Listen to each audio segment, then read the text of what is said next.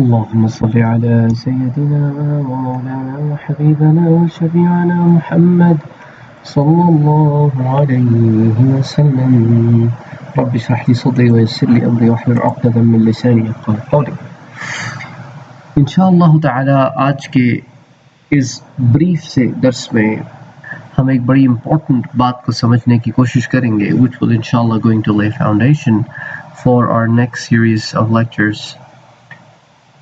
تفسیر القرآن، تفسیر کیا ہے اور تفسیر کی کیا کیا اقسام ہیں، اور انشاءاللہ تعالی جب ہم اس سلسلے کو شروع کریں گے تو ہماری کیا اپروچ ہوگی. تفسیر بذات خود کسی بھی چیز کو ایکسپلین کرنے کو کہتے ہیں کہ آپ نے اس کو بیان کیا ہے تفصیلاً. اب بعض علماء کرام جو ہے اس کے لیے لفظ تعویل بھی استعمال کرتے ہیں، اور بعض علماء کرام تفسیر میں اور تعویل میں فرق کرتے ہیں. تعویل کا مطلب بیسکلی ہوتا ہے کسی بھی چیز کو انٹرپریٹ کرنا، کسی بھی چیز کے مفہوم کو سمجھنا، اور بمعنی تفسیر بھی کچھ حد تک یہی ہو سکتا ہے کہ کسی بھی چیز کو سمجھنے کے لیے کھولنا اور اس کو کھولتے جانا. اور اللہ تعالیٰ کا ایسا کرم ہے کہ تفسیر ایک ایسی چیز ہے کہ جو کھلتی ہے آپ پر جب آپ اس کے اندر انوالو ہوتے ہیں.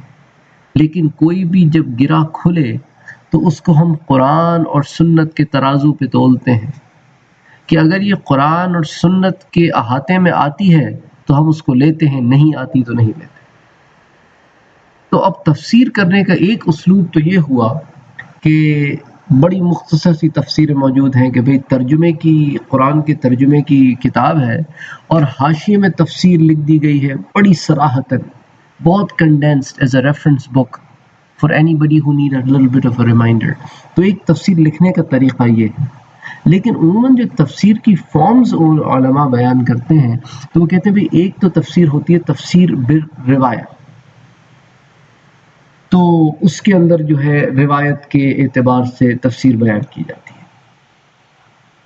اب اس ضمن میں ایک آیا لے لی آپ نے قرآن کی، اس کے نیچے احادیث نقل کر دیں، حضرت صلی اللہ علیہ وآلہ وسلم کی ارشادات، آپ صلی اللہ علیہ وآلہ وسلم کے سنن، آپ صلی اللہ علیہ وآلہ وسلم کی احادیث اور پھر ان کی تشریح. یہ ایک طریقہ ہو سکتا ہے. یا پھر قرآن کو قرآن سے ایکسپلین کیا جائے، کبھی قرآن کی فلاں آیت اس فلاں نقطے کو ایکسپلین کرتی ہے اور پھر اس نقطے کی تفہیم بیان کرنا. تو یہ ایک اسلوب ہو سکتا ہے تفسیر کا. تفسیر کا ایک اسلوب یہ ہو سکتا ہے کہ بھی تفسیر بالرائے، یعنی کہ آپ نے اس میں کوئی اوپینین دیا ہے، کوئی فقہی مسائل ہو گئے، اس کے اندر فقہ کا مسلک آ گیا کہ اس آیت سے امام ابو حنیفہ جو ہے وہ اس کو یہ مراد لیتے ہیں اور امام شافعی یہ مراد لیتے ہیں اور امام احمد بن حنبل یہ مراد لیتے ہیں اور امام مالک یہ مراد لیتے ہیں، تو وہ اس کی جو ہے وہ اس طرح کی ایک تفسیر ہو گئی. پھر ایک تفسیر اشاری ہوتی ہے جو اکثر صوفیاء کرام کے پاس زیادہ تر پائی جاتی ہے کہ وہ ظاہر کو تو لیتے ہیں لیکن ظاہر میں موجود جو چھپے ہوئے اشارے ہوتے ہیں ان کے اوپر تفسیر کرتے ہیں.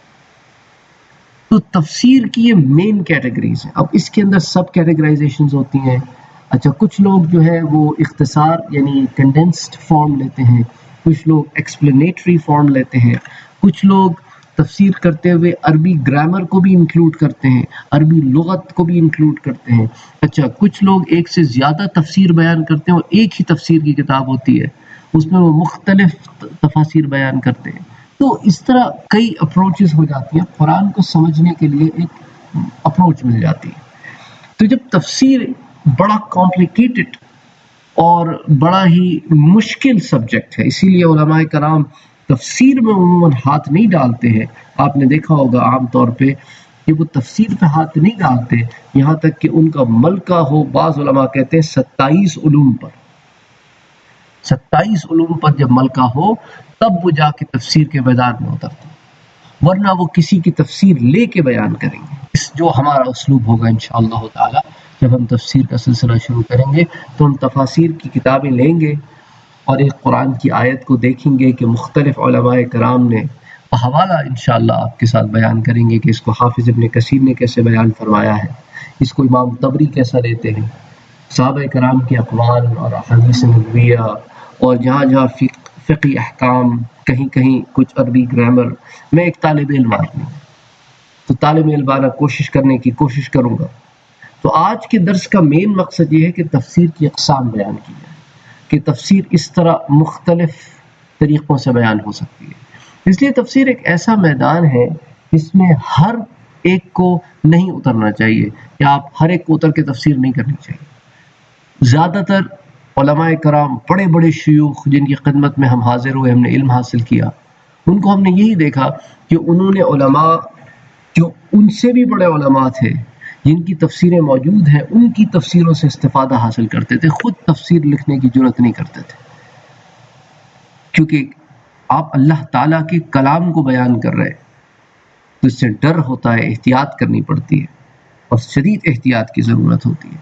تو ہمارا بھی انشاءاللہ اسلوب یہی رہے گا کہ ہم جہاں جہاں سے تفسیر جس مفہوم کو بیان کریں گے تو انشاءاللہ پھر حوالہ دیں گے، تاکہ آپ کو پتہ ہو کہ کس طرف سے ہو رہے ہیں۔ اور عموماً تفسیر کا علماء سے بھی ہم نے یہی سنا ہے، یہی پڑھا ہے کہ ہر آدمی کو تفسیر کی کوئی بھی کتاب اٹھا کے پڑھنی نہیں چاہیے، کیونکہ تفسیر کی مختلف کتابیں مختلف لوگوں کے لیے لکھی جاتی ہیں۔ بعض کتابیں علماء کے لیے لکھی جاتی ہیں، اس میں زیادہ ڈیٹیلز موجود نہیں ہوتی، تو علماء جب ان کو پڑھتے ہیں تو ان کو پتہ ہوتا ہے کہ یہ حدیث جو اس ضمن میں بیان ہوئی ہے، اور پھر یہ والی حدیث بھی اس ضمن میں بیان ہوئی ہے، تو ان حدیثوں کے اندر کیا فرق ہے، ان حدیثوں میں کیا مماثلت ہے، ان حدیثوں کی کیا لیول ہے، اور پھر اس کے کیا فقہی مسائل ہیں۔ تو عموماً عام طور پہ عام لوگ عام تفسیریں پڑھتے ہیں جو عام سلیس زبان میں لکھی گئی ہوں، تو پھر ان کو انڈرسٹینڈنگ میں آسانی ہو جاتی ہے۔ ورنہ اصول تو یہی ہے کہ یہ کتابیں علماء کی صحبت میں بیٹھ کے پڑھی جائیں۔ تو انشاءاللہ تعالی ہم اس ضمن کو جب اس ٹاپک کو، تفسیر کے ٹاپک کو جب فردر اپنے نیکسٹ درس میں آگے لے کے جائیں گے، تو ہم پھر پہلے سمجھنے کی کوشش کریں گے کہ قرآن اپنے بارے میں خود کیا کہتا ہے، کہ میں کیسی کتاب ہوں، میں کیا ہوں، میرے اندر کیا ہے۔ اب آف کورس قرآن میں ایسی کئی سو آیتیں ہیں، ہم چند آیتوں کو بیسکلی لیں گے، اور پھر حضرت صلی اللہ علیہ وآلہ وسلم قرآن کے بارے میں کیا کہتے ہیں۔ وما علینا الا البلاغ، اللہم صلی علی سیدنا محمد صلی اللہ علیہ وسلم۔